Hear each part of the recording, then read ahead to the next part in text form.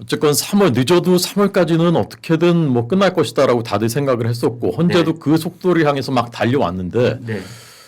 결론은 못 냈잖아요. 그러면 어떤 가능성이 있느냐? 6명 인용 의견이 도달하지 않았다라는 게 이제 매우 합리적인 추론이고 다른 가능성은 제가 아무리 생각을 해봐도 네. 다른 가능성 어떤 것을 상정하기가 어렵습니다. 그러니까 네. 저는 거기까지는 이제 맞다고 봅니다. 네. 자, 그렇다면 이제 4월 우리가 예상했었던 4월 11일 또는 18일 이후로 넘어가는 것이 아니라 네. 4월 4일에 왜 선고 날짜가 잡혔느냐? 네. 저는 이제 그 평행선에 달리다가 대치하다가 네. 아니 언제까지 미룰 겁니까? 이거 그냥 안 하고서 그냥 퇴임하실 겁니까? 라는 그런 그 의견 개진들이 계속 이제 있었을 것이고 네. 그 강도는 점점 높아졌을 것이다. 왜냐하면 야당이 마은혁 재판관 후보자 임명하라고 막 압박 거의 협박을 하고 네. 대행과 대대행까지 탄핵하겠다라고 하고 그럼 나라가 도대체 어떻게 되는 건가? 심지어는 임기 연장법까지 실제 법사위 소위에서 처리를 해버리고 네. 그러면 이게 더 이상 이렇게 놔둘 수는 없다. 그러면 4월 11일까지 가도 이 압력이 폭발할 수 있다. 네. 그러니까 그것을 견디지 못하고 그러면 더 이상 이게 다른 결론으로 나갈 가능성은 없으니까 현재 상태에서 그냥 선고를 할 수밖에 없다라는 결론에 저는 문영배 대행을 비롯해서 헌법재판관들이 결국은 거기에 도달하게 된 것이다.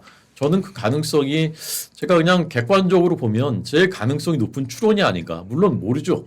제가 그렇다면은 모르는, 대표님께 이제 그런 그 결정문에 네. 자꾸 수정은 뭐 오늘 또 내일 또 어쩌면 모레 아침까지 있을 가능성이 있지만 네. 그러나 4월 4일 오전 11시라고 시간을 딱 못 박아서 발표를 했다는 것은 네, 네. 재판관 8명이 뭔가를 합의했다는 뜻 아닐까요? 그렇죠. 각자의 의견은 이미 예. 지금 그 변론 종결 이후에도 시간이 한참 지났지 않습니까? 네. 평의가 계속되어 오면서 각자의 의견이 이미 다 확인됐을 거고 네. 그게 변하지는 않습니다. 아. 제 주변에도요. 그 자기 생각이 지난 한 달 사이에 바뀐 사람이 아무도 없어요. 일반 국민들도. 근데 이분들은 지금 100일 넘게 이 문제를 지금 네. 해온 분들인데 예. 갑자기 하루 이틀 사이에 의견이 변한다. 그래서 뭐 예컨대 5대 3이 갑자기 6대 2가 됐다. 네. 아니면 8대 0이 된다. 예. 저는 그럴 가능성은 거의 이제 그 말이 안 되는 거라고 생각하고 네. 이미 딱 정해졌고 앞으로도 그런데 예. 말씀 중에 죄송합니다. 네. 저희 시청자들이 저보고 끼어들지 말라고 질책하시는 분들이 있어서 끝까지 가급적이 들으려고 하지만 뛰어드는 게 이 프로그램의 묘미입니다. 제가. 고맙습니다. 네네. 아무튼 그런데 네.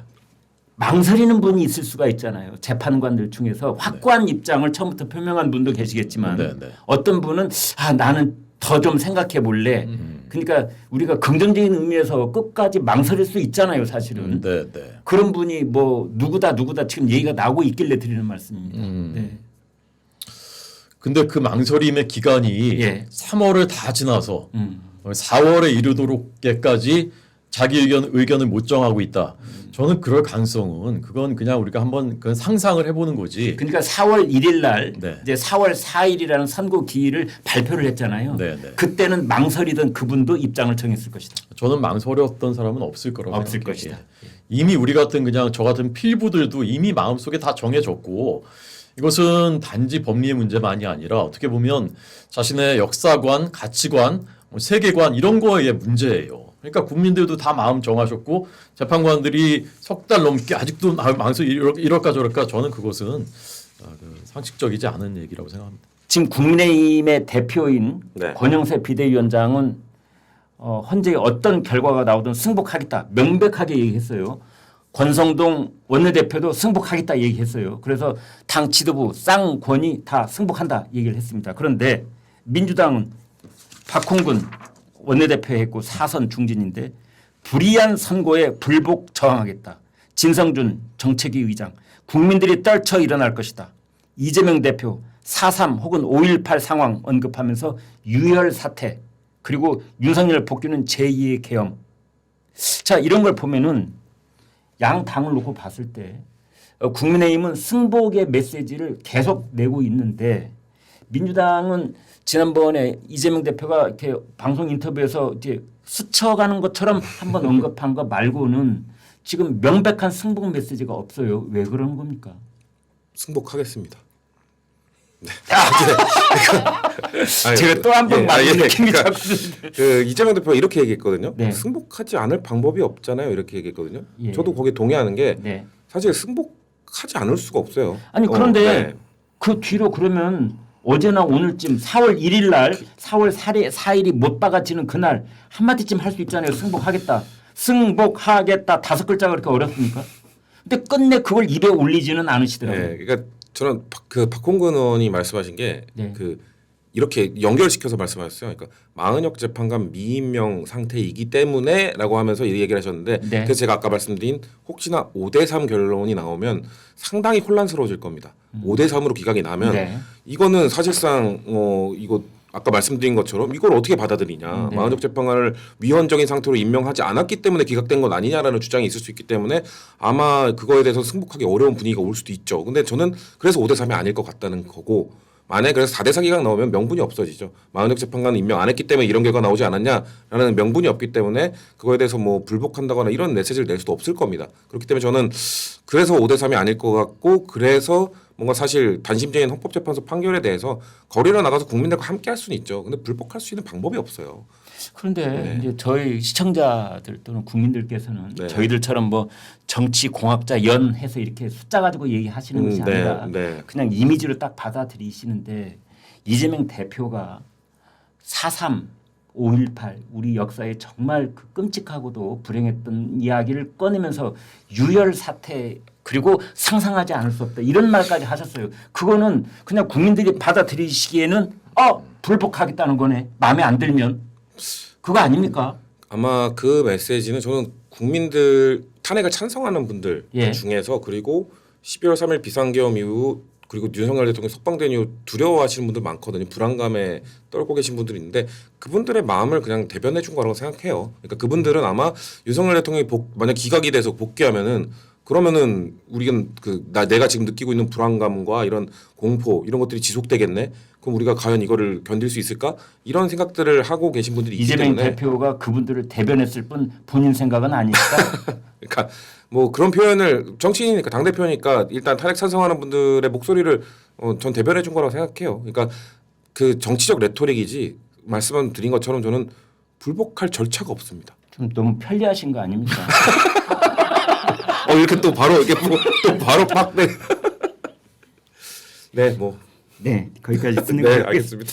허 대변인께요. 네네. 민주당 왜 승복을 명백한 게 그러니까 당 지도부 뭐 대표 또는 뭐 원내대표 입으로 승복하겠습니다. 어떤 결과든 네. 왜 이 간단한 한 문장을 얘기하지 않는 겁니까?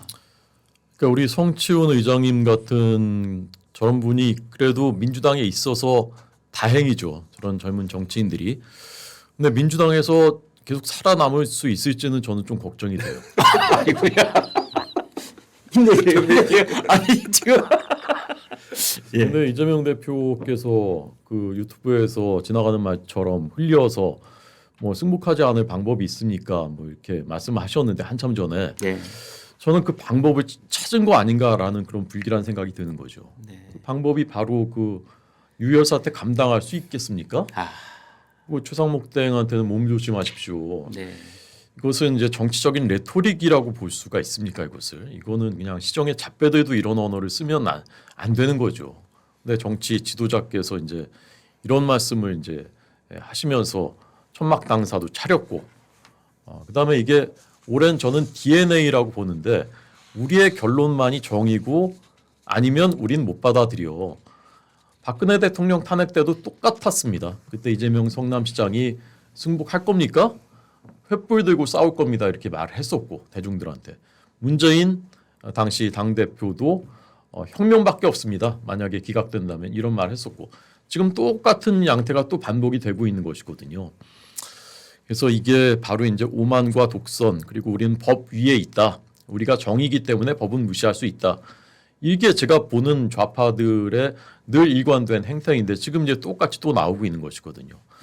저는 그런데 이제 민주당 지도부가 현재 분위기가 본인들한테 유리하다고 판단됐을 때는 이러지 않았었거든요. 그렇죠. 네. 돌변했죠. 그러니까 민주당 지도부도 현재 분위기를 어느 정도 이제 파악을 하고 있다는 전제하에 그 민주당 지도부가 파악하고 있는 현재 분위기가 이미 한쪽으로 본인들이 원하지 않는 방향으로 네.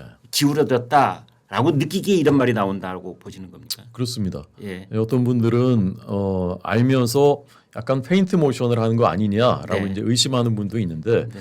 그렇게 보기에는 너무 극단적인 언어와 행동들이 많이 나왔고 그래서 민주당 내부에서 이것에 대한 심각한 그 우려를 갖고 있기 때문에 저런 행동들이 나오고 있는 것이다라고 보고요.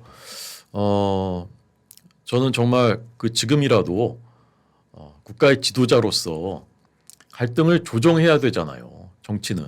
근데 지금 조장해서야 되겠습니까? 거의 폭력을 사주하는 듯 그렇게 느껴지는데 지금이라도 이재명 대표님 그다음에 그 지도부가 어떤 결과가 나와도 승복해야죠. 승복 안 하면 어떻게 할 겁니까? 방법이 없다고 하시는데 지금 하는 말씀을 보면은 다른 방법을 생각하고 있는 것으로 느껴지거든요.